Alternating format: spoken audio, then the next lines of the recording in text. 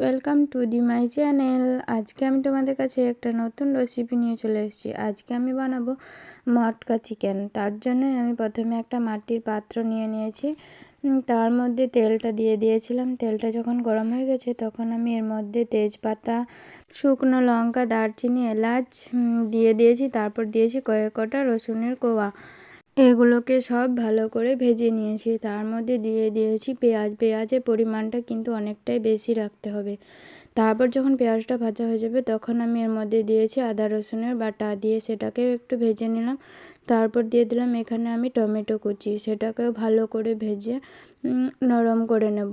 নরম বলতে গলিয়ে নেব। যখন টমেটোটাও গলে যাবে তখন এর মধ্যে আমি দিয়ে দেব কাঁচা লঙ্কা। তারপর এর মধ্যে আমি দিয়ে দেব গুঁড়ো মশলা।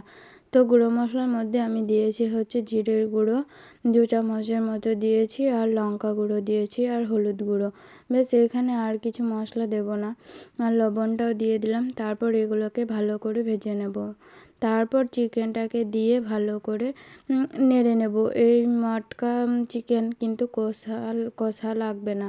তারপর নেড়ে একটা রসুন দিয়ে এটাকে 5 মিনিট ঢেকে জলটা ছেড়ে দিয়েছে তখনই এটাকে একটু নেড়ে গরম মশলা গুঁড়ো দিয়ে দিয়েছি। এখনই সব মশলা দিয়ে দিতে হবে।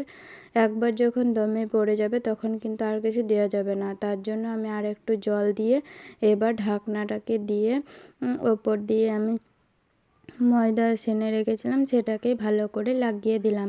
তারপরে এটাকে অল্প আঁচে রান্না করতে হবে, আর মাঝে মাঝে মাটির হাঁড়িটাকে একবার করে নড়িয়ে দিতে হবে যাতে তলাতে না লেগে যায়। তারপর তোমরা যেরকম গ্রেভি রাখতে চাও আন্দাজ করে জলটা দিবে। তো আমি এরকমই রাখতে চেয়েছি আর এরকমই হয়েছে।